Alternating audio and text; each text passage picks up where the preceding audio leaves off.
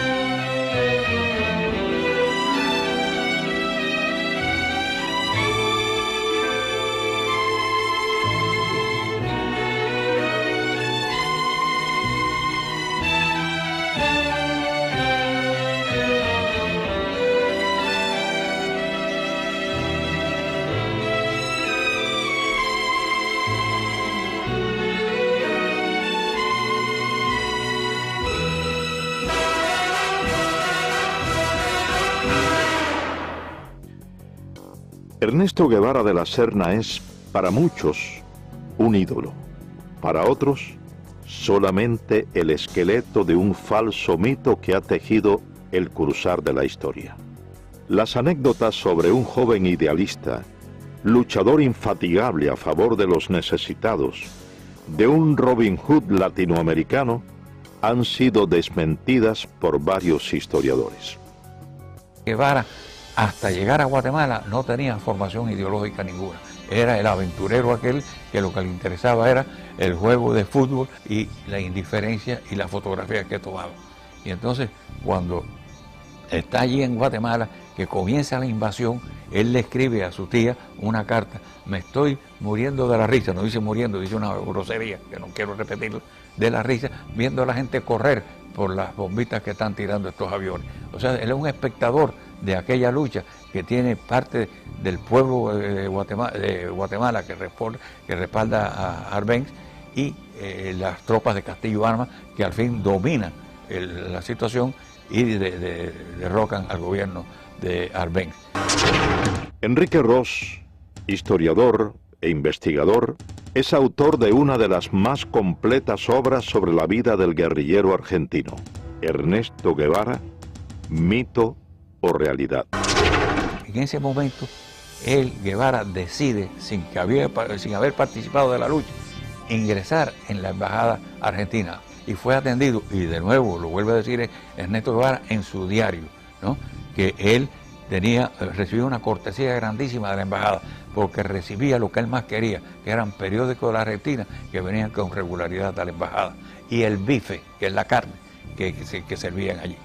Allí ya ha conocido a Hilda Gadea. Hilda Gadea es una muchacha peruana y de ideas comunistas. Y es Hilda Gadea quien empieza a formar ideológicamente a Ernesto Guevara y quien lo presenta a una serie de figuras, lo había presentado, del gobierno de Arbenz.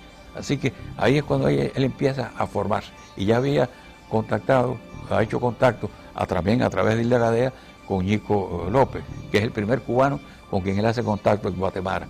Es Ñico, el Flaco López, quien lo recluta y lo presenta al grupo de cubanos exiliados que militaban en el movimiento 26 de julio en Guatemala.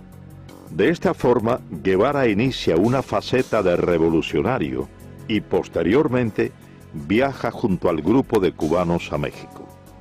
Varios estudios apuntan a que Ernesto Guevara, a su llegada a México, ya tenía definido su carácter de hombre cruel, de ejecutor de sus potenciales enemigos. En carta dirigida a su amiga y exnovia Tita Infante, señala: si se hubieran producido esos fusilamientos, el gobierno hubiera conservado la posibilidad de devolver el golpe, refiriéndose al derrocamiento del gobierno de Jacobo Arbenz en Guatemala. Yo conocí a Guevara a mediados del año 56 en México. Ahí una cafetería, un bar que había ahí, por el Zócalo, pegado ahí al Zócalo, que ahí concurría mucho revolucionarios, ¿no? De distintas tendencias, ¿no? Lázaro Guerra militó en los movimientos revolucionarios cubanos. Marchó a México en calidad de exiliado y fue uno de los sobrevivientes de la expedición del Corintia. A mí el que me presenta es Ñico López. Pero al otro día que Ñico López viene, me dice, oye, lo que te presenté fulano, eso no sirve, ¿verdad? No te creas que cualquier cosa, eso no sirve. Él no es como tú y como nosotros y como yo. Este tipo es un tipo maquiavélico, ¿sabes? Y él es que le lleva y trae a Fidel todo el trajín de nosotros. Es un tipo repugnante, ¿no? Que Fidel llegaba y él decía, iba corriendo para donde estaba Castro, ¿no? Y Castro, fíjate, le gustaba y le gusta que lo adulen, ¿no? Esa es la persona de él. Sí, él vino a pedirme ayuda. Me dijo que había 11 cubanos durmiendo en el suelo en el departamento de María Antonia González. Una pobre mujer en un departamento muy chico y estaban durmiendo en el suelo. Y aquello me tocó el alma. Y le dije, mándame 7 o 8 para acá, yo les haré una comida al día y alojamiento. Orlando de Cárdenas, periodista, fue amigo de Fidel Castro.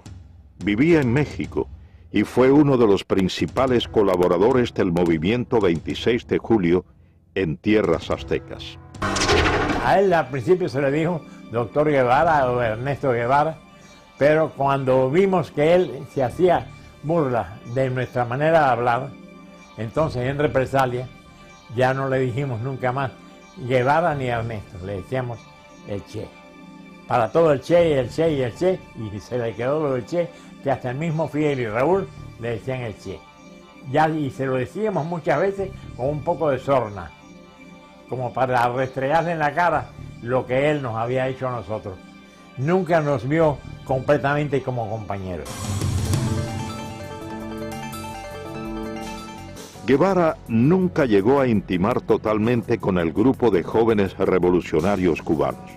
Cuentan quienes compartieron con él el entrenamiento militar en tierras aztecas que su desprecio hacia los cubanos siempre se hacía sentir. Sentimiento que extendía a los negros y al pueblo mexicano, a quienes constantemente menospreciaba. Llegamos a México el 10 de diciembre de 1955 y Fidel me presentó y me dijo, muchachos, este es el coreano, él va a ser nuestro instructor militar. Miguel Sánchez, el coreano, combatió junto a las tropas estadounidenses en la Guerra de Corea.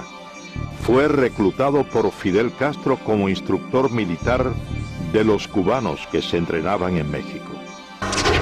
Allí en la casa de María Antonia González conocí a Ernesto Guevara de la Serna, que después le decían el Che, todavía le decíamos el Chancho, porque él tenía poca afición por bañarse y siempre tenía un olorcito arriba que olía como a riñón hervido. Al principio quiso entrar en indisciplina y yo lo paré tranquilamente y le dije, yo estoy a cargo del entrenamiento militar, tú no eres más que un soldado. Se me puso a echar una sonrisita y yo le dije, 20 planchas, Ernesto Guevara de la Serna, y dio las 20 planchas.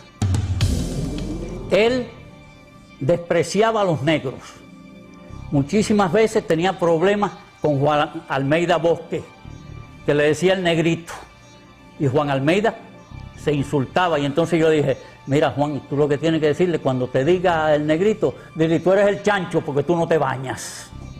Y así se lo decía Juan Almeida Bosque.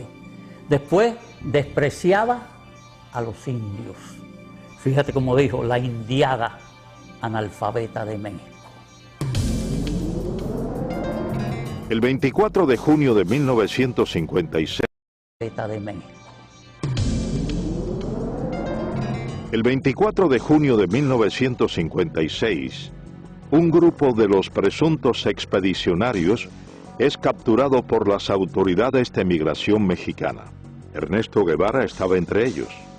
Varios estudios acusan a Guevara de haber sido informante o delator al colaborar con las autoridades por temor a una posible deportación a la Argentina, su tierra natal, a principios de julio de ese año. Juan Almeida Bosque, él me dijo a mí que Ernesto Guevara de la Serna, el Che o el Chancho, había colaborado con la policía cuando nos arrestaron al grupo y lo llevaron a la cárcel migratoria de Miguel Schultz. Y él se había puesto en contacto con las autoridades de México para entregar todas las armas del rancho de Santa Rosa de Chalco.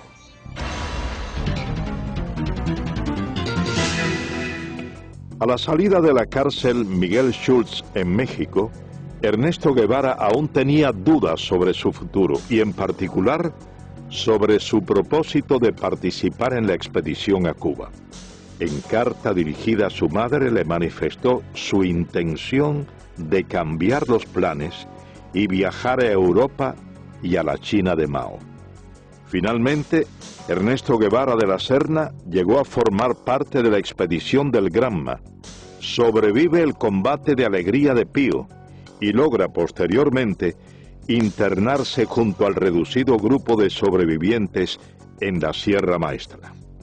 Aproximadamente 2 meses más tarde, en carta fechada enero 28 de 1957, a solo 6 días de haber reconocido matar a un hombre por primera vez en el combate de Llanos del Infierno, Guevara le expresa a su entonces esposa, la peruana Hilda Gadea, quien posteriormente la publicara en su libro Ernesto, la memoria del Che Guevara.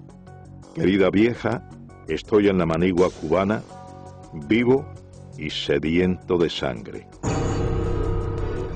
Una vez se coge un guajiro que no estaba, que según los datos, según todo coincidía que él era chivato del ejército, ¿no? Pero no había una seguridad concreta, el tipo nunca confesó. Jaime Costa fue asaltante del cuartel Moncada, expedicionario del yate Granma y comandante del ejército rebelde. Fue enviado por Castro a reagrupar a los miembros del movimiento 26 de julio, exiliados en Centroamérica. Entonces se formó el tribunal y acordamos que no hay una seguridad que él haya sido un delator de una operación. Por lo tanto, no se puede quitarle la vida. Y el Che dice, bueno, si no la quitan ustedes, se la quito yo. Entonces todo el mundo se viene mirando ahí, ¿por qué tú lo vas a matar, chico? ¿Tú ves que tú no eres cubano? Es un cubano. Y no ha confesado que es delator. Y Ramiro dice que no se puede fusilar como presidente de ese tribunal. Y en ese momento, ¿qué más grado tiene, eh? Y entonces él sacó la pistola y lo mató ahí. Y ahí donde el Che tiene la frase esa, ante la duda no hace más nada, hay que fusilarte.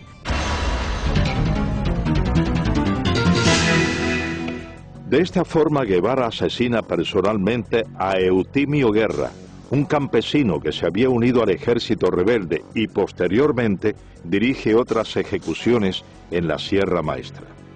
No había que comer, es que llegamos y acampamos en la finca La Otilia, frente a las minas de Boicito.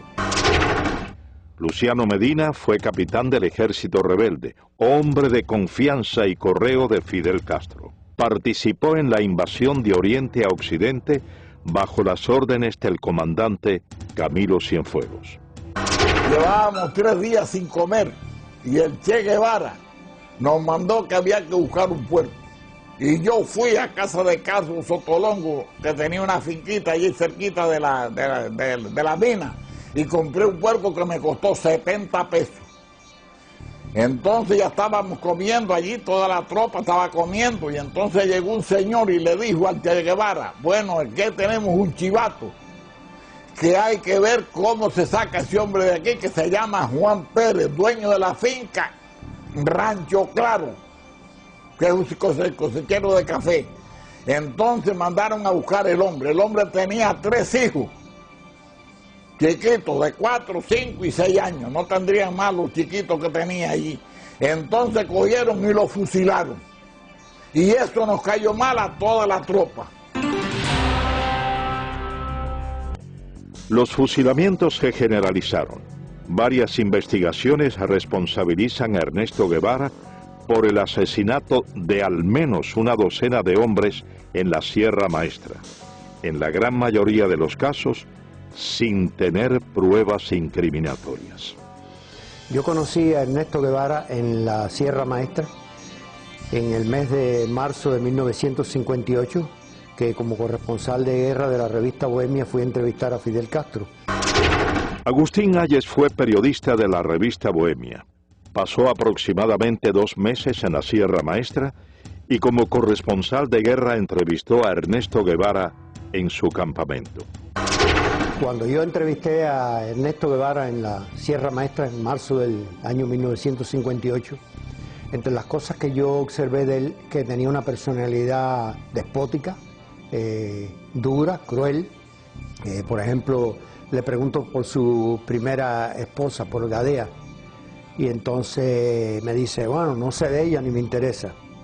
Entonces le pregunto, bueno, ¿usted es médico? Y entonces, sí, pero a mí no me gusta la medicina. ¿Y qué es lo que le gusta a usted? La economía. Después, con el tiempo, estudiando la personalidad de él, es cuando uno confirma que él tenía esa característica de crueldad y de odiar. Por ejemplo, él escribió cosas como esta: odio a la civilización. América será el teatro de mis aventuras. Huir de todo lo que me molesta. Donde me lleven los acontecimientos. Mi ambición de horizonte y mi fatalismo. Me interesa la nueva China por estar acorde a mis ideas políticas. Yo vivo con ese espíritu anárquico que me hace soñar horizontes. Mis amigos son amigos mientras piensen políticamente como yo. No soy moderado y trataré de no serlo nunca. Asaltaré las barricadas y trincheras, teñiré en sangre mis armas y loco de furia degollaré a cuanto vencido caiga entre mis manos. Una madrugada, uno de los que estaban en el campamento de La Plata tenía como una pesadilla y decía, mátalo, mátalo. Entonces por la mañana yo hablé con él, otras veces había hablado con él, me había dicho que era estudiante de medicina. Él se llamaba, era capitán Humberto Rodríguez. Entonces me dijo que él era el jefe del pelotón de fusilamiento, que allí fusilaban. Entonces me contó una anécdota de eso, de mátalo, mátalo. Era una de las personas que llegó un momento que él dudó y entonces le daban la orden de que tirara y él tiró. Entonces me empezó a contar de que había fusilamiento, que lo mismo fusilaban allí en el campamento de Fidel en La Plata que en el de Che, en la mesa, en la pata de la mesa. En una ocasión me dijeron que iban a haber un fusilamiento, que si yo como periodista quería verlo, yo dije que no. El camarógrafo que estaba conmigo era Guayo, Eduardo Hernández Guayo, le decíamos. Y entonces tampoco fue. Pero sí había muchos testimonios allí de que él fusilaba. Otro de los elementos que caracterizaron a Ernesto Guevara de la Serna fue su inoperancia táctico-militar. A pesar de haber sido nombrado por Fidel Castro como jefe de una de las más importantes columnas guerrilleras, afirman sus compañeros de lucha que Guevara no estaba capacitado militarmente. Yo conocí a Guevara desde antes de ser comandante yo, en la Sierra Maestra. Yo llegué a la Sierra procedente de Costa Rica cuando ya había varios meses de lucha. Y pues nos relacionamos y me tocó hasta estar bajo las órdenes de él por un tiempito, varias semanas, y lo conocí de cerca.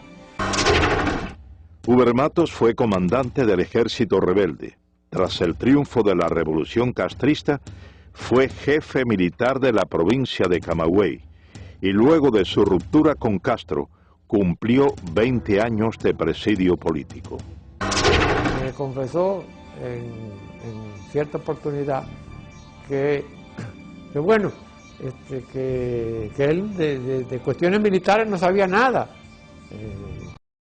Hay una oportunidad en que yo le digo, me mandaron a tus órdenes, tengo que hacer una línea de fortificaciones, la zona esta está bajo tu mando, ¿dónde hago las fortificaciones? ¿Dónde establezco todas las defensas? Y me dice, yo de eso no sé nada, pero hablas bajo tu criterio, pero si tú eres el jefe que vas, la defensa aquí tienes que hacerla de acuerdo con un concepto estratégico, táctico, es decir, tienes que pensar, yo voy a desplegar los hombres aquí, allá, y yo hago las defensas, las líneas trincheras y los túneles para detener el avance de los tanques y las demás defensas que vamos a cumplir, de acuerdo con el plan tuyo. Dice, yo no tengo ningún plan. Varios textos ponen en entredicho la autenticidad de los diarios de campaña publicados y supuestamente escritos por Ernesto Guevara. Durante el paso de la columna número 8 Ciro Redondo por Camagüey, Guevara y su tropa tienen que huir después de un enfrentamiento con fuerzas del ejército del general Fulgencio Batista, abandonando en el lugar de los hechos toda la correspondencia y los manuscritos del diario de campaña de Guevara en la Sierra Maestra, datos que, posteriormente, fueron empleados por la policía para arrestar a varios colaboradores del ejército rebelde. Me dan la orden a las 8 de la noche que me traslade urgente para Camagüey con mi avión y mis pertenencias. Carlos Lazo es piloto aviador. Fue segundo teniente y piloto de enlace del Ejército de la República. Combatió al ejército rebelde. El coronel Dueñas me dice, ¿a qué hora tú puedes volar mañana temprano? Y le explico que a la hora que quiera. Y me dice, bueno, a las 6 vuelo para un lugar que le llaman Cuatro Compañeros. Allí hay un tiroteo entre el ejército, un grupo del ejército, no eran muchos, eran unos 40 soldados de la Guardia Rural. Allí hay 2 muertos por el agente de Che y heridos, y se mandan a correr, dejan 2 camiones.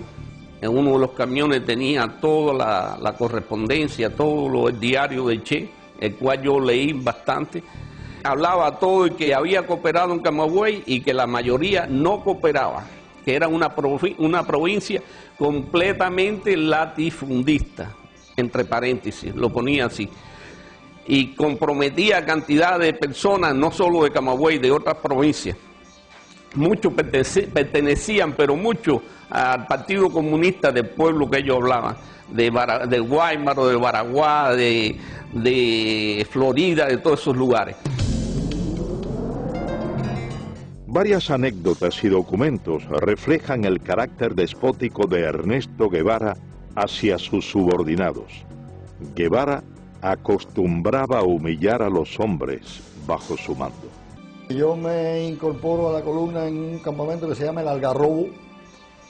Aquel día, una tarde, nos formaron, cuando nosotros llegamos ahí, que veníamos de la zona más al norte de la sierra.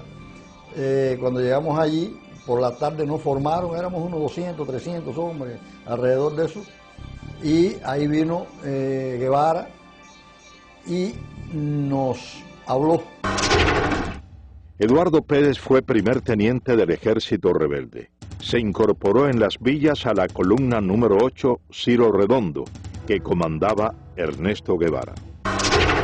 A nosotros nos mandan a la zona que va entre Fomento y El Pedrero, en un lugar un poquito más adelante de un lugar que se llama Cipiao.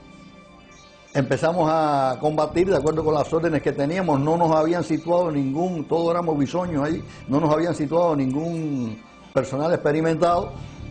El primer día, en el primer combate, cuando llevábamos 2 o 3 horas combatiendo, vimos que allí no había posibilidad de resistir, nos retiramos y hicimos una línea de resistencia como 1 kilómetro más atrás. Ahí mandaron a alguna gente experimentada, 4 o 6 gente experimentada, entre ellos Rogelio Acevedo, los mandaron a esa línea de combate y ahí estuvimos combatiendo 3 días continuados. En esos 3 días no recibimos comida, no recibimos nada, y en el tercer día viene Camilo, que traía unas armas de Yaguajay, y vino hasta el Pedrero. Cuando llega Camilo al Pedrero, los otros que están allí, nadie se atreve a mandarnos nada de comer. Cuando llega Camilo, allí el Pedrero, el Che no está, y Camilo empieza a preguntarle cómo está la situación. Y Camilo dice, pero ven acá y a estos hombres, ¿por qué no le mandan comida? No, porque el Che dice que no, porque se tuvieron que retirar de la primera posición que tenía.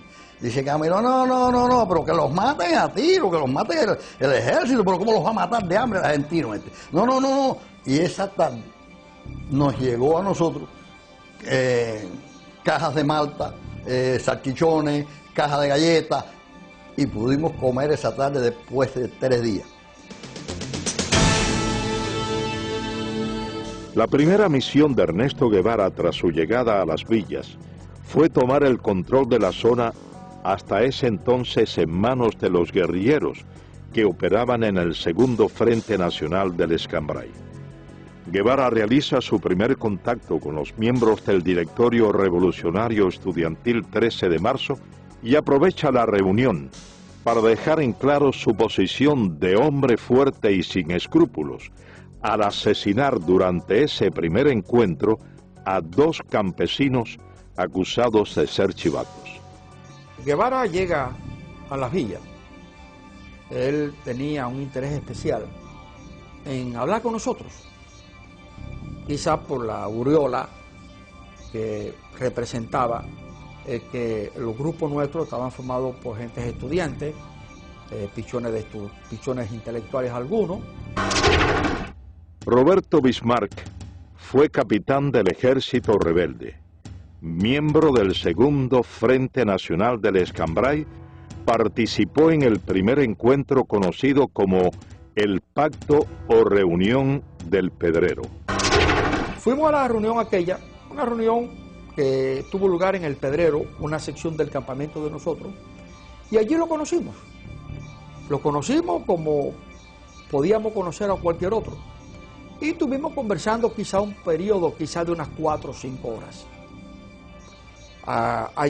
Ese fue el contacto mío y de nosotros con este personaje. Pensamos que este hombre no tenía ninguna intención idealista ni remotamente. Por ejemplo, un hecho que resultó bastante chocante para mi persona. Hubo una operación, una pequeña operación militar, en la cual se logró apresar algunas personas, algunos de ellos guajiros, que supuestamente habían estado colaborando, a mí no me contaba, pero eso era lo que se le adjudicaba, con el régimen de Batista. En forma arbitraria, yo fui testigo de que el Che Guevara dijo que a esa gente, como eran unos colaboradores de la llamada dictadura, había que castigarlo con la muerte. Y sin juicio previo, incluso contra la protesta, no vamos a decir protesta, contra el juicio de nosotros de que no debía de acelerarse un tipo de acción en ese momento porque no habían garantía para las personas que supuestamente estaban acusadas. El Che Guevara dijo que no, que eso había que matarlos. Y a 2 de ellos fui testigo presencial de que con su pistola los mató. Ernesto Guevara subestimó a los miembros del Segundo Frente Nacional del Escambray que combatían en la zona central de la isla y no aceptó la autoridad de los comandantes que combatían en esa región montañosa. Al entrar el Che Guevara a la provincia de Las Villas, por la parte noroeste de Banao, nos encontramos con él allá, que él estaba acampado con miembros del directorio revolucionario, con el comandante Cubela. Elías Nazario fue capitán del Ejército Rebelde, miembro del Segundo Frente Nacional del Escambray y ayudante personal del comandante de la Revolución, Jesús Carrera Sayas. Él y el comandante Carrera tuvieron una buena discusión, ¿no?, por la zona que se estaban disputando, ¿no?, porque ya el Che venía diciendo que era comandante en jefe del Escambray. No era cierto, porque el comandante en jefe del Escambray era Eloy Gutiérrez Manoyo en aquel momento. Y la discusión fue fuerte, pero fuerte, en la que Jesús le dijo, tu zona es la tuya y la mía es la mía. Y si brinca la zona mía, vamos a tener problemas. Guevara nunca le contestó a él. Agachó su cabeza y dejó escapar, vaya, Y entonces intervino en esa discusión el comandante Armando Acosta Cordero, estaba el comandante Ramiro Valdés, entonces intervino en esa discusión el comandante Armando Acosta Cordero, estaba el comandante Ramiro Valdés, el capitán Olo Pantoja, cuando era capitán. Es precisamente el fusilamiento del comandante de la Revolución, Jesús Carrera Sayas, uno de los hechos que resaltan el carácter vengativo de Ernesto Guevara de la Serna. Ernesto Guevara fue mandado por Fidel Castro a la Sierra del Escambray para quizás evitar que el segundo frente dividiera la isla en dos mitades. Armando Fleites, médico, fue comandante del Ejército Rebelde y uno de los fundadores del Segundo Frente Nacional del Escambray. El Segundo Frente Nacional del Escambray envió como oficial para las primeras conversaciones con Ernesto Guevara al comandante Jesús Carrera. Jesús Carrera, cumpliendo los acuerdos del Segundo Frente, dio unas cartas y se creó una situación quizás desde ese momento antagónica y difícil entre Guevara y Jesús Carrera. Resultante de esa situación, en el transcurso del año que pasó, pues se fue acentuando la situación personal y nosotros, yo personalmente y unos cuantos oficiales más del Segundo Frente, en la cabaña, le planteamos que si era tanto, no había que hablar mucho, que nosotros lo enviaríamos a buscar y que en un duelo, de alguna forma frontal, se dilucidaran esas situaciones. Entonces dijo que no tenía intenciones en tener un duelo ni tener una cosa con Carrera. Entonces dijimos, bueno, si es esa situación, pues ya vamos a dar este episodio por terminado, ¿no? Y sin embargo, por órdenes del Che Guevara con Fidel Castro, es que prenden a Jesús Carrera. Y más tarde Jesús Carrera es fusilado, precisamente, por la persecución y por la venganza, el odio, el resentimiento y la cosa de personalidad. No quiso dilucidar como dilucidan los hombres en un frente de combate o en un duelo, sino veló la oportunidad y por la espalda lo lleva, tenía todo el poder y por la espalda le cuesta la vida. Entre las hazañas injustamente atribuidas a Ernesto Guevara de la Serna está la toma en la ciudad de Santa Clara de un supuesto tren blindado. Varios de los protagonistas de ese hecho contradicen lo expuesto por el régimen castrista y manifiestan que todo lo orquestado, más que una proeza militar, fue una traición a una negociación ya acordada por el Segundo Frente Nacional del Escambray con oficiales del ejército de Batista. El tren blindado fue una acción de traición del Che Guevara al Segundo Frente Nacional del Escambray. Lázaro Asensio, abogado y periodista, fue comandante del ejército rebelde y miembro del Segundo Frente Nacional del Escambray. Las tropas nuestras estaban peleando en la zona de Manicaragua y de Cumanayagua. Y el señor Cuso Gómez fue a verme para venir a avisarme de que el tren blindado, el famoso tren blindado, estaba dispuesto a entregarse al Segundo Frente Nacional del Escambray. Las condiciones eran muy sencillas. El tren blindado, los elementos del tren blindado, los soldados del tren blindado iban a entrar por la zona del acueducto de Santa Clara y allí nos iban a entregar las armas con el compromiso de que ellos se quedaban allí sin pelear contra sus compañeros. Pero por filtraciones que sucedieron, el Che se entera de esa posibilidad y entonces, ¿qué es lo que hacen ellos? Atacan al tren blindado antes que darle la oportunidad que el tren blindado se entregara a nosotros y ahí se produce el ataque de Santa Clara.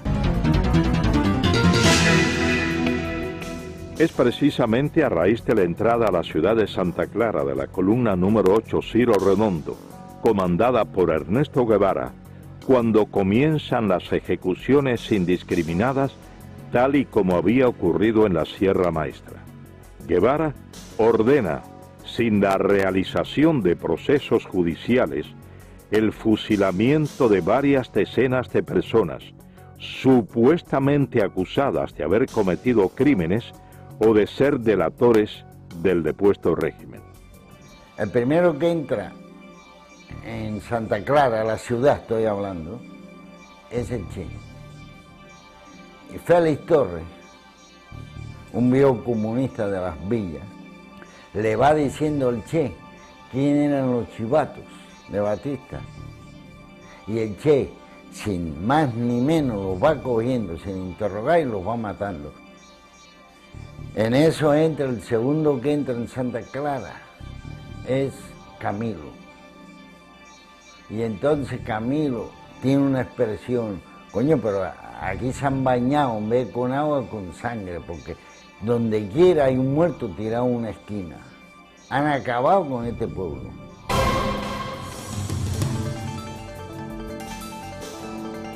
Triunfa la Revolución Cubana.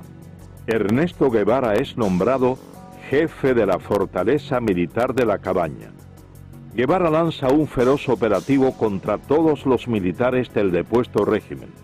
Se crea la llamada Comisión Depuradora. Estuve trabajando en la fortaleza de La Cabaña a las órdenes de Ernesto Che Guevara, que era el jefe militar de esa fortaleza. Napoleón Vilaboa había sido miembro del movimiento 26 de julio.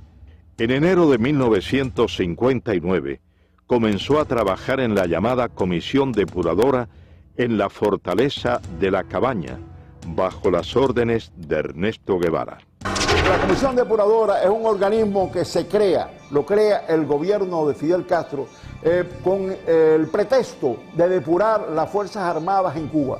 Claro, el fin de esto era simplemente implantar el terror revolucionario en Cuba mediante los fusilamientos. Esos fusilamientos eran una cosa arbitraria, porque los infelices que llevaban allí ya estaban previamente sentenciados a muerte, como en el caso, por ejemplo, del primer teniente José Castaño, que había sido jefe del BRAC y que fue asesinado personalmente por el Che Guevara en su propia oficina, y contra el cual no había ningún tipo de pretexto legal para poder fusilar, porque este señor ni había matado ni había torturado a nadie durante el régimen de Fulgencio Batista. Mi padre fue asesinado por Ernesto Guevara el 7 de marzo de 1959. La razón por la cual Ernesto Guevara mata a mi padre es por la razón de que mi padre tenía un extenso conocimiento sobre las actividades comunistas en Cuba. Desde hacía 2 o 3 años, mi padre era el segundo jefe, primeramente del Servicio de Inteligencia Militar y después del BRAC, que era el Buró de Represión de Actividades Anticomunistas. Mi padre poseía uno de los mejores archivos de todo el sistema comunista que funcionaba en aquel entonces en todo Centro y Suramérica. Las condiciones en las que fue asesinado, él estaba preso en La Cabaña desde hacía aproximadamente 3 meses, y cuando llegó el juicio, que se hizo el 6 de marzo, se hizo un juicio que prácticamente no tenía sentido. El tribunal lo sentenció a muerte aproximadamente a medianoche, y entonces se hizo una evaluación del caso de Castaño y se mandó una, podemos decir, una comisión para que se hablara con Fidel Castro en ese momento para que no se matara al teniente Castaño, ya que el teniente Castaño no tenía ningún muerto ni ninguna persona que haya sido herida o maltratada por él. Cuando Fidel se comunicó con Ernesto Guevara le dijo que ya era muy tarde, que la orden ya había sido hecha por él, y él en su despacho primeramente lo interrogó, lo maltrataron físicamente, y como no se podían poner de acuerdo de ninguna forma, el Che Guevara, dándole una vuelta a la oficina con su pistola, le dio 2 balazos en la cabeza. A Ernesto Guevara se le atribuye el fusilamiento de varios centenares de hombres, en su mayoría miembros del antiguo régimen, durante los aproximadamente 4 meses que estuvo al frente de la fortaleza militar de La Cabaña. El Che tenía solamente una divisa: ustedes están aquí para pasar los expedientes rápido. La comisión está trabajando muy lentamente y nosotros tenemos que ir juzgando a todos estos criminales lo más rápido posible. José Vilasuso, abogado, comenzó a trabajar en enero de 1959 bajo las órdenes de Ernesto Guevara como instructor de expedientes en la llamada Comisión Depuradora. Me llamó la atención la forma como él me adoctrina, ¿verdad? La forma como él me dice lo que tiene que ser mi trabajo. Dice, mira, aquí esto es un tribunal muy sencillo, todo lo que ustedes tienen que hacer es instruir los expedientes. El oficial investigador siempre tiene la razón, siempre dice la verdad. O sea, no tenemos más que aceptar, acogernos a lo que él dice en el informe. Tú vas a organizar, vas a instruir tus expedientes y después los pasas al Ministerio Fiscal. O sea, la labor es bien sencilla, es una labor de profesional, pero muy limitada. Esas fueron más o menos sus palabras, es la idea. Dice, de luego, pues se me echó así para atrás, ¿no? Sonriente. Y me dice, aquí vas a ver cosas muy sabrosas, ¿sabes? Guardé silencio y al día siguiente comencé a trabajar. Allí se generalizaba con un eslogan político. Son asesinos, son criminales, pertenecen a una dictadura, tienen que ser ajusticiados. Eran hombres que no vamos ahora a juzgarlos, ¿verdad?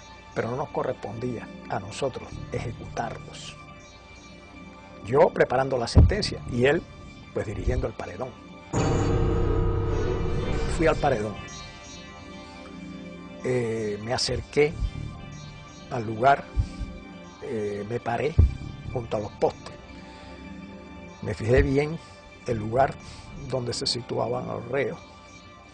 Efectivamente el paredón estaba a la espalda y más o menos lo que era la altura del pecho a la cabeza, pues se veían los impactos de las balas, ¿no? En una línea recta. La sangre coagulada a los pies, porque claro, se sacaba el cuerpo inmediatamente después de la ejecución, pero aquello quedaba tinto en sangre. Ahí estuve mucho rato, imaginando qué es lo que es un hombre parado, amarrado a un poste, y 6 hombres que no lo conocen, a quienes nada le hizo, y quien por la razón de vestir un uniforme distinto va a ser ejecutado. Sin la presencia de pruebas incriminatorias, sin la posibilidad del ejercicio de una defensa justa, cientos de hombres fueron condenados a la pena de muerte por fusilamiento mediante sentencias preestablecidas en los denominados juicios sumarísimos. Ernesto Guevara preparó a muchos de sus hombres de confianza, quienes dirigieron o firmaron las ejecuciones a lo largo y ancho de la isla con la misma falta de escrúpulos que su jefe. Y estoy en el despacho del jefe del regimiento de Santa Clara, que era Ramiro, pero Ramiro no funcionaba allí, Ramiro se pasaba, yo no sé en qué andaba, pero no estaba en el despacho. El que estaba era Olo, con Olo Pantoja yo tenía buenas relaciones, yo me llevaba muy bien con Olo, tenía un gran aprecio. Orlando Olo Pantoja fue capitán del ejército rebelde, fue hombre de la entera confianza de Ernesto Guevara, murió en Bolivia como miembro de la guerrilla guevarista. Entonces yo estoy en el despacho, sentado y conversando con Olo, y diciéndole que tiene que licenciarme, que si no, que me vayan a coger preso, porque a mí el ejército no me interesa. Me dijo, está bien, vamos a licenciarte, y mandó a uno allí que me hiciera los papeles. Entonces, entra un soldado y le da un papel, y le dijo, mira, eso de las crucecitas son los que van a fusilarse mañana. Y yo voy y me pongo por detrás de él, porque había amistad. Y le digo, ven acá, Olo, y esa gente ya lo jugaron. Y dice, no, eso lo van a jugar esta noche. Digo, pero ¿cómo se lo van a jugar esta noche? Ya saben cómo van a fusilar mañana. Dice, bueno, eso es así. Estando yo unos 15 días preso en la cabaña, me llaman por los altavoces del penal a la oficina y me encuentro allí con Aleida March y con Ernesto Guevara. Ernesto Guevara caminando por todo aquel pasillo con las manos a la espalda y yo sentado con Aleida March. Roberto Martín Pérez, amigo de la infancia de Aleida March, segunda esposa de Guevara, fue dirigente de la conspiración de Trinidad y cumplió 28 años de presidio político en Cuba. Y de buenas a primeras ese individuo se me para enfrente y me dice, a ti hay que fusilarte. Yo tenía antecedentes de que Ernesto Guevara en muchas ocasiones anteriores había sacado a los hombres de ahí presos y los había fusilado sin un previo juicio. Así que no me extraño nada de esta bravuconada de este hombre. En las gestiones que estábamos haciendo para tratar de salvar a mi hermano antes del juicio final, yo había ido a la cabaña con el ingeniero Viamonte, que trabajaba conmigo en la compañía de electricidad, a ver a Guevara, ya que él había estado asado con él en la sierra. Entonces Guevara lo recibió muy bien, allá con las patas encaramadas arriba de un escritorio, sin zapatos, rascándose los chicotes ahí como si fuera no sé ni qué. A mí me causó muy mala impresión. Vi la cara de hipócrita, de sinvergüenza que tenía, desde luego. Entonces el ingeniero le empezó a explicar. Y él le dijo, no, aquí no hay toalla para nadie. Dijo, no es cuestión de toalla, es cuestión de que están cometiendo un error. La revolución está cometiendo un error y es un inocente, muchacho joven. Y no. Él vestía el uniforme de Batista, decía. El uniforme azul de Batista, que no era de Batista, era de la República. Pero no hay toalla para nadie. Casi que nos botó de allí, desde luego. Y se dirigió a uno que tenía al lado y le dijo, oye, encarga tres cajas más que estos van para allá. Uno de los elementos más distintivos del carácter criminal de Ernesto Guevara fue su desprecio, no solo hacia los hombres y mujeres condenados por él, a quienes consideraba sus enemigos, sino también a los familiares de estos. Este incidente durante un día de visitas a los prisioneros en la fortaleza militar de la Cabaña da prueba de ello. Aquella parte estaba lleno de mujeres, unas que iban a ver a los esposos, otras a los hijos, otras a los hermanos. Y entonces en eso abrieron la puerta de atrás y todas las mujeres se arrimaron a ver y que saliera una máquina. Entonces las mujeres todas rodearon la máquina y empezaron a decirle que qué pasaba, que por favor que los dejara entrar a ver a sus familiares, que hacía días que no los veían, que le llevaban comida y le llevábamos de todo. Y entonces él eso sí nos miró con una cara de estúpido y nos dijo, están castigados y hoy no hay visita para nadie. Al decir eso todas las mujeres empezaron a gritar y empezaron a coger el carro y a darle por un lado y por el otro y por el otro y lo movían todo. El chofer le dijo, sube a la ventanilla y eso así lo subió y entonces llamó por teléfono y vino una patrulla de soldados de eso con una fusta y a todo el mundo empezó a dar. Tras aproximadamente 4 meses al frente de la fortaleza militar de la Cabaña, Ernesto Guevara ocupó varios cargos durante el comienzo de la Revolución Cubana. Primero, fue presidente del Banco Nacional de Cuba y posteriormente ministro de Industrias. En todos estos, primó su incapacidad profesional y una constante, sembrar el terror como base o medio para el sometimiento. Yo conocí a Ernesto Guevara en el año 1959, cuando Felipe Paso, que con la revolución lo nombraron presidente del Banco Nacional, me citó para diseñar lo que hoy es el Hospital Efigenio Amejeira, ¿no? Nicolás Quintana, arquitecto, fue designado para diseñar el edificio del Banco Nacional de Cuba, posteriormente transformado en el Hospital Hermanos Almejeira. Cuando Ernesto Guevara sustituye a Pasos en el Banco Nacional, lo primero que hace, como que éramos los arquitectos del edificio, nos invita a mi socio Miguel Ángel Moenque y a mí. Yo me encuentro a este señor en el despacho donde tantas veces yo había ido, ¿no?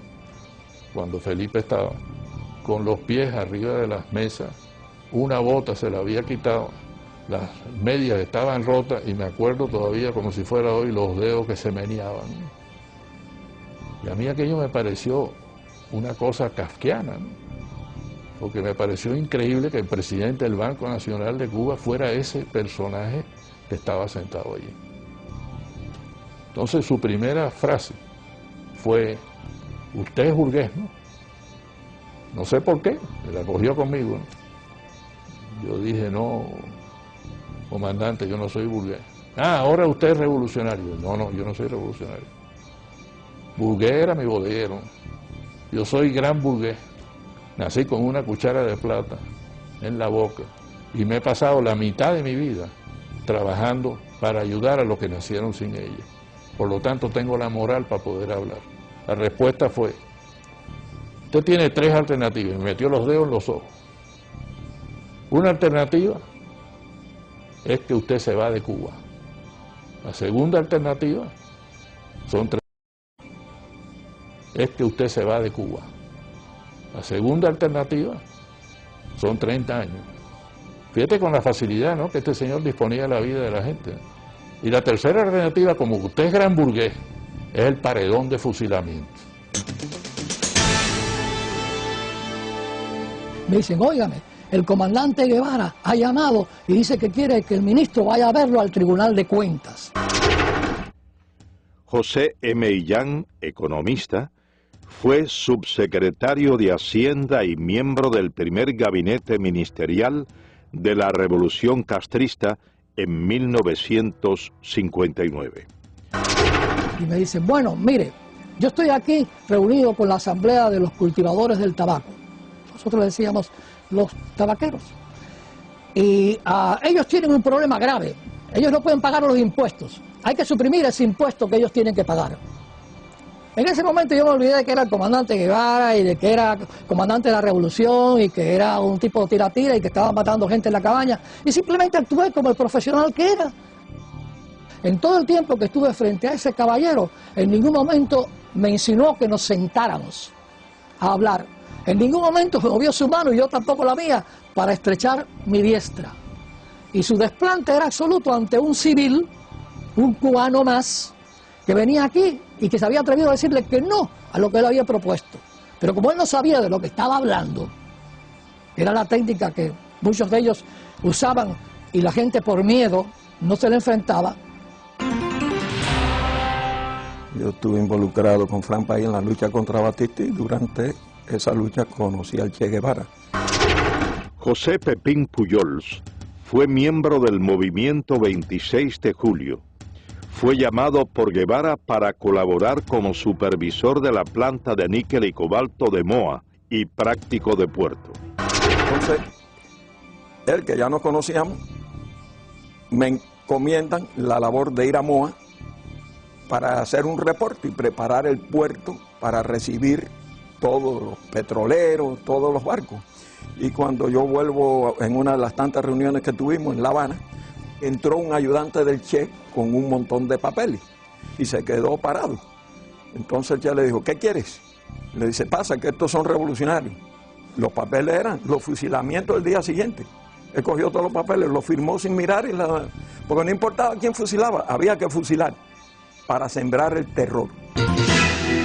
Entonces muchos de los ingenieros jóvenes hablaban con él bajo la intimidación que tenía, de esa arrogancia, de decirte: la revolución no tiene a menos fusilar al mejor de los comandantes, así que no es nada fusilar al mejor de los ingenieros. Todo el mundo trabajaba bajo esa presión de no equivocarte. Entonces tú te limitabas a hacer las cosas en la manera más segura. Como práctico de puerto, es un riesgo entrar un barco de noche. Pues no, cerré el puerto y el barco se tenía que quedar esperando allá afuera, que le costaba, incrementaba el costo de demoras. Pero todo el mundo empieza a trabajar con temor. Ernesto Guevara de la Serna, a pesar de ser tan cruel y despiadado con sus enemigos políticos y practicar el despotismo en exceso y en ocasiones la indiferencia con sus subordinados, siempre sintió temor al enfrentar a Fidel Castro. Varias investigaciones muestran que desde el primer encuentro entre ambos, en Ciudad de México, en 1955, Guevara mostró ese sentimiento y Fidel Castro, al constatarlo, llegó hasta abusar del guerrillero argentino. Mientras yo esperaba allí en el tercer piso, hablando con Fidel, ese día que me empezó a preguntar cómo andaban las cosas, y yo igual. José Ignacio Rasco, abogado, compañero de Fidel Castro durante 11 años de la etapa estudiantil, fue llamado por este a colaborar con la revolución en el año del triunfo insurreccional. Y en eso llega el Che Guevara, y el Che Guevara le dice algo a Fidel que había que proteger a un señor que estaba acusado de que podía traicionar a la causa revolucionaria y que había que fusilarlo. Y entonces Fidel ha cogido por la solapa al señor Che Guevara y pero Che, no seas idiota, no te acobardes, si tú quieres lo fusilas, si te parece mejor lo pones en un avión y lo mandas para el exilio, o si no lo dejas que se pudre en la cabaña. Esta anécdota, a mi juicio, retrata cómo era la sumisión de el Che Guevara a Fidel Castro en aquellos momentos ya. Es decir, siempre le tenía pánico, le tenía miedo. Podían discutir mucho, pero al final el Che siempre agachaba la cabeza. Tras apenas 4 años de haber llegado al poder, Ernesto Guevara se convierte en una de las principales banderas propagandísticas de la Revolución cubana. Durante su intervención ante la Asamblea General de las Naciones Unidas, el 11 de diciembre de 1964, Guevara, haciendo uso de su derecho a réplica y debido a las constantes interrogantes de los delegados presentes, reconoce la realización de ejecuciones en la isla. Fusilamientos, sí, hemos fusilado, fusilamos y seguiremos fusilando mientras sea necesario. Nuestra lucha es una lucha a muerte. Es precisamente el empleo de la pena de muerte como método para la instauración del terror una de las constantes que caracterizaron a Guevara, quien identificó a los Estados Unidos como su principal enemigo y desató contra este y el denominado imperialismo yanqui una guerra sin cuartel, recabando en los partidos comunistas de Asia, África y América Latina fundamentalmente el apoyo para emprender tales acciones, acciones consideradas hoy como terroristas. Durante su mensaje a la Tricontinental, Guevara proclama textualmente: el odio como factor de lucha, el odio intransigente al enemigo, que impulsa más allá de las limitaciones naturales del ser humano y lo convierte en una efectiva, violenta, selectiva y fría máquina de matar. Nuestros soldados tienen que ser así. Un pueblo sin odio no puede triunfar sobre un enemigo brutal. Seguidamente, Ernesto Guevara expresa una frase considerada por varios investigadores como uno de los fundamentos del terrorismo moderno. Hay que llevar la guerra hasta donde el enemigo la lleve, a su casa, a sus lugares de diversión, hacerla total. Hay que impedirle tener un minuto de tranquilidad, un minuto de sosiego fuera de sus cuarteles, y aun dentro de los mismos, atacarlo donde quiera que se encuentre, hacerlo sentir una fiera acosada por cada lugar que transite. Ernesto Guevara organiza un grupo guerrillero en Cuba, parte a África. El Congo es el país escogido como punto detonante de la supuesta guerrilla africana. Y llega Guevara al Congo, participa en una serie de batallas, pierde todas las batallas, nadie lo atiende, los dirigentes del Congo no le prestan atención, nos dice que Kabila lo tiene a él como un becario, así como cero a la izquierda, y entonces pierde. Las naciones que rodean al Congo exigen que salgan del Congo los tropas extranjeras, y las tropas extranjeras eran las de Sudáfrica que estaban allí, y también las de Guevara, el grupo cubano. y se ve obligado a salir del Congo. Pero él no quería regresar a Cuba, porque él ya sabía la enemistad que sentía Castro hacia él. Y hubo una gran presión. Su misma esposa tuvo que ir a Aleida March, al Congo, a persuadirlo y a convencerlo de que regresara a Cuba. Entonces él allí ya ha organizado la idea de ir a Bolivia, porque ya Guevara no cabía en la isla de Cuba junto a Fidel. Tras ser derrotado en África, Guevara regresa a la isla y prepara una nueva aventura. Esta vez, el blanco escogido es Latinoamérica. Junto a un reducido grupo de hombres de confianza, marcha a Bolivia. El 31 de diciembre de 1966 se produce muy cercano a la finca Ñancauazú en Bolivia el histórico encuentro entre Ernesto Guevara de la Serna y Mario Monge Molina, secretario general del Partido Comunista Boliviano. Monge le expresa a Guevara que no permitirá que ningún extranjero dirija la lucha armada de su país y le propone hacerse él cargo de las operaciones y designarlo como su asesor militar.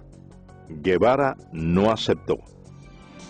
Entonces, él me dijo, yo no te puedo dar la dirección revolucionaria. Él mismo me dijo en la conversación, yo a Cuba no podía volver. Para mí se había cerrado eso. Yo me había despedido a paso marcial. Entonces tenía que buscar otro lugar donde aparecer. Y Bolivia se presentaba las condiciones por algunas cosas que ellos llevaban y por el hecho de que nosotros estábamos en proceso de preparación que ellos lo conocían. Han de encontrar un lugar donde exista un compromiso del Partido Comunista o de cualquier dirigente individualmente para colaborar con la guerrilla del Che en el país. No hay. Guevara no consigue reclutar al campesinado boliviano, principio básico de su encomienda.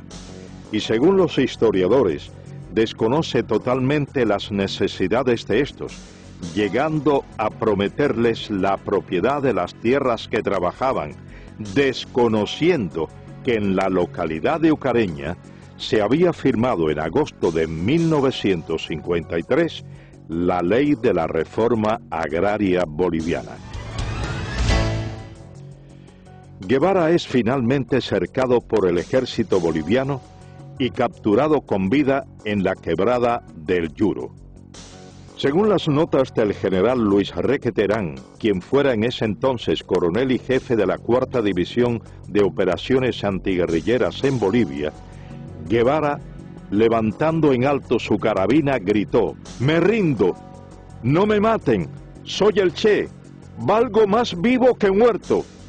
Cuando esto ocurría, relata el general Requeterán, el reloj marcaba las 13:30 horas del domingo 8 de octubre de 1967. En ese combate mueren la mayor parte de los guerrilleros, cae preso el Che Guevara con Simón Cubas, que era el que lo estaba ayudando a salir, nombre de guerra Willy. Félix Rodríguez fue oficial de la Central de Inteligencia estadounidense. Fue el oficial que recibió la orden de ajusticiar a Ernesto Guevara tras su captura en Bolivia. Viene una llamada telefónica y piden al oficial de más alto rango. Yo tenía en ese momento el grado de capitán y en la higuera nada más que habían 2 tenientes más bolivianos, por lo tanto me llamaron a mí, contesté el teléfono y era del alto mando boliviano en Valle Grande, y eran instrucciones específicas del señor presidente, señor comandante de las Fuerzas Armadas, que eran 500-600. El código que teníamos era 500 el Che Guevara, 600 muertos, 700 vivos. Pido que me lo repitan y me confirman 500-600. Cuando viene Centeno, lo llamo a un costado y le digo: mi coronel, hay órdenes de su gobierno de eliminar al prisionero. Y le doy los códigos. Las órdenes de mi gobierno es tratar de mantenerlo vivo a toda costa. Nosotros tenemos aviones y helicópteros para transportarlo a Panamá para interrogatorio. Con eso me mira y me dice: mira, Félix, y usaba el nombre de Félix Ramos, dice: hemos trabajado empíricamente, te agradecemos mucho, pero estas son órdenes del señor presidente y señor comandante de las Fuerzas Armadas.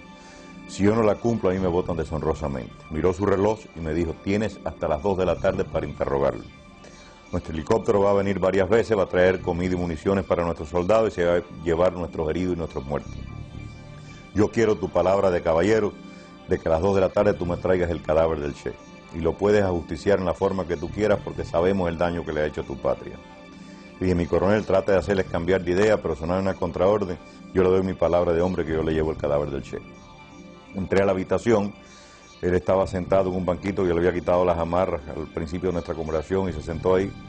Me le paré enfrente y le digo, comandante, yo lo siento, son órdenes superiores, yo he tratado. Se puso blanco como un papel pensando que era yo el que le iba a tirar.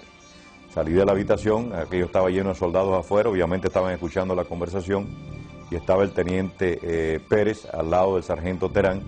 Y entonces le dije al sargento, sargento, no le tire de aquí para arriba, tírale de aquí para abajo, son órdenes de su gobierno, se supone que este hombre muera de heridas en combate. El sargento Mario Terán cumplió las órdenes transmitidas a Félix Rodríguez desde La Paz. Con la muerte de Ernesto Guevara quedó desarticulado el foco guerrillero. 5 hombres pudieron escapar con vida. 2 bolivianos, muertos 2 años más tarde, y 3 cubanos. Y yo me considero engañado por el Che Guevara, porque el mismo amor que sentíamos y respeto por Fidel Castro lo sentíamos por el Che. Yo nunca hubiera querido que me hubiesen preguntado a cuál de los dos quería más, porque no sabría dar la respuesta. Y creo que todos los que estaban a mi alrededor así lo sentían. Dariel Alarcón Benigno fue capitán del ejército rebelde. Llegó a ser coronel de tropas especiales en Cuba. Participó junto a Guevara en las guerrillas de la Sierra Maestra y en las insurgencias de El Congo y Bolivia. En la mayoría del pequeño grupo que habíamos allí, cubanos, todos habíamos pasado academias militares y que estábamos preparados ya militarmente. Yo, que era uno de los más brutos, ya podía dirigir una división. Pinares, que era un comandante, que mandaba ejército. Gustavo Machín, otro comandante. Bilbo Acuña, otro comandante. Todos éramos reclutas. Ninguno podíamos tomar la decisión aún ni de situar una posta.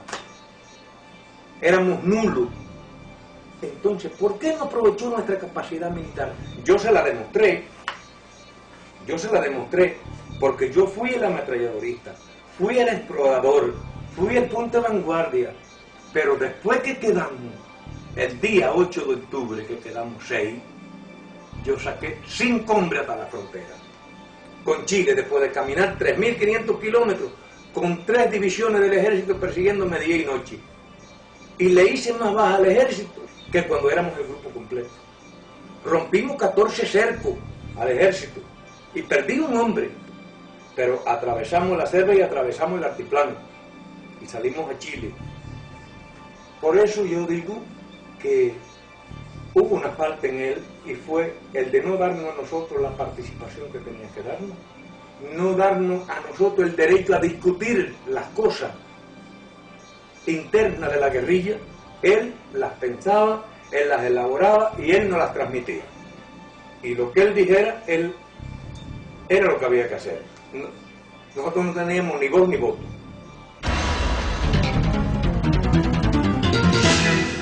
Ernesto Guevara de la Serna finalizó su aventura como guerrillero en La Higuera el 8 de octubre de 1967.